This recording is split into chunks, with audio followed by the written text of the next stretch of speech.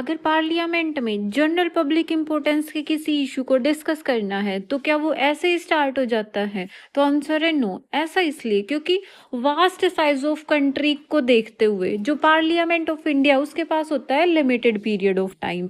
तो जितना भी टाइम पार्लियामेंट्री सेशंस के अंदर होता है उसको इफिशिएंटली यूज कर पाए और जो भी उसकी फंक्शनिंग है उसको इफिशिएंट तरीके से कर पाए। इसके लिए पार्लियामेंट के हाउसेस में कुछ रूल्स बने हैं। तो रूल ये बना है कि अगर किसी पब्लिक इम्पोर्टेंस के इशू को पार्लियामेंट में डिस्कस करना है तो वो जब तक डिस्कस नहीं कर सकते जब तक उस इशू से रिलेटेड पार्लियामेंट में कोई मोशन ना मूव हो। और वो मोशन मूव होता है presiding officer of that house की कंसेंट से। अगर हाउस ने उस मोशन को अडॉप्ट कर लिया तो फिर पार्लियामेंट में उस मैटर से रिलेटेड डिस्कशन स्टार्ट हो जाएगा। और अगर हाउस ने उस मोशन को रिजेक्ट कर दिया तो फिर उसके बाद पार्लियामेंट में उस टॉपिक से रिलेटेड कोई डिबेट नहीं होगी। मोशन क्या होता है? मोशन होता है एक्चुअली एक फॉर्मल प्रपोजल होता है made by member of parliament ताकि किसी टॉपिक पे डिबेट पार्लियामेंट के अंदर स्टार्ट करी जा सके। तो डिफरेंट टाइप ऑफ मोशंस अपने को पार्लियामेंट्री हाउसेस में देखने को मिलते हैं। तो first type of motion read करते हैं, दैट इज क्लोजर मोशन। अगर किसी मेंबर ऑफ पार्लियामेंट को यूं लगे कि किसी एक पर्टिकुलर टॉपिक को पार्लियामेंट में काफ़ी डिस्कस कर लिया गया है, अब उसकी डिबेट को शॉर्ट करने की ज़रूरत है, तो फिर वो मूव करता है क्लोजर मोशन।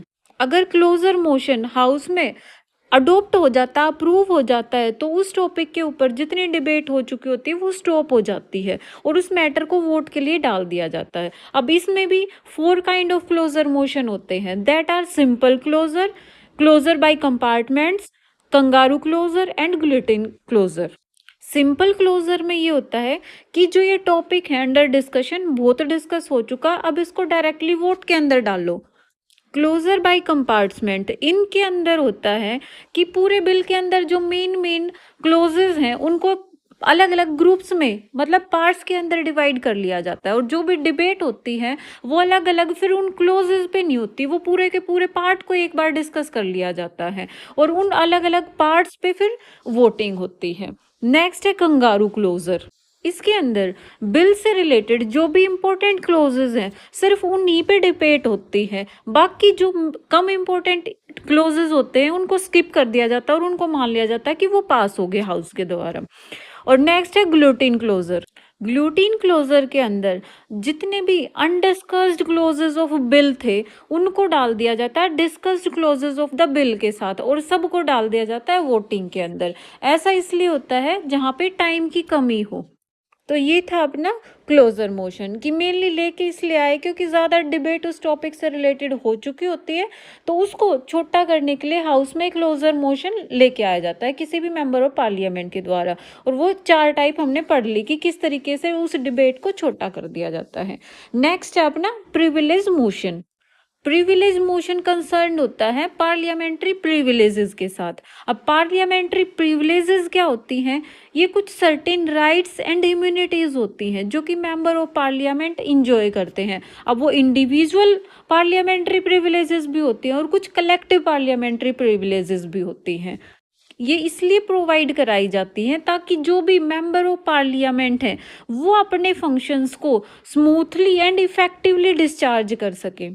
अब अगर किसी मेंबर ऑफ पार्लियामेंट को ये बिलीव हो, ये लगे कि कोई दूसरे मेंबर या फिर मिनिस्टर ने उनकी जो भी पार्लियामेंट्री प्रिविलेजेस हैं या इंडिविजुअल या फिर कलेक्टिव उनको ब्रीच करा है, किस तरीके से ब्रीच करा है कि मान लो किसी बिल से रिलेटेड किसी मिनिस्टर ने फैक्ट को या तो डिस्टोर्टेड तरीके से करा प्रेजेंट करा या फिर विद होल्ड कर लिया है, तो उस केस में मेंबर ऑफ पार्लियामेंट उस मिनिस्टर के अगेंस्ट प्रिविलेज मोशन मूव कर सकते हैं हाउस के अंदर। बट यहाँ पे रोल आता है speaker in case of Lok Sabha और chairman in case of Rajya Sabha का। प्रिविलेज मोशन से रिलेटेड जो भी फर्स्ट लेवल ऑफ स्क्रूटनी होता है वो होता है speaker in case of Lok Sabha और chairman in case of Rajya Sabha के केस हाथ में। स्पीकर या फिर चेयरमैन डिसाइड करते हैं कि प्रिविलेज मोशन को अडॉप्ट करना है या रिजेक्ट करना है। वो या तो अगर अडॉप्ट करते हैं तो फिर आगे फर्दर डिस्कशन होती है पार्लियामेंट के अंदर, और अगर रिजेक्ट हो जाता है तो फिर उसके बाद उस पर कोई डिस्कशन नहीं होती है। या फिर स्पीकर और चेयरमैन अगर डिसाइड करे तो वो प्रिविलेज कमेटी के पास भी स्क्रूटनी के लिए उस प्रिविलेज मोशन को सेंड कर सकते हैं। पार्लियामेंट की इंटीग्रिटी मेंटेन रहे, दूसरा अकाउंटेबिलिटी को इंश्योर कर सके, इस चीज के लिए रखा गया है प्रिविलेज मोशन का प्रोविजन इन आवर पार्लियामेंट। और इसके साथ साथ ब्रीच ऑफ पार्लियामेंट्री प्रिविलेजेस हो जो मिनिस्टर्स के, चाहे इंडिविजुअल हो या फिर कलेक्टिव, उन सब को भी डिस्कस करा जा सके, एड्रेस करा जा सके, इसके लिए रखा गया privilege motion in our parliament. तो फ्रेंड्स, इन दोनों कंसेप्ट से रिलेटेड अगर आपको कोई डाउट रहता है तो कमेंट सेक्शन में डाल दें, और अगर वीडियोस रेलिवेंट लगते हैं इनको लाइक शेयर जरूर करें, और चैनल सब्सक्राइब नहीं करा है तो चैनल सब्सक्राइब कर लें। अपनी नेक्स्ट वीडियो में हम कवर करेंगे नेक्स्ट जो भी बचे हुए मोशंस हैं उन सबको।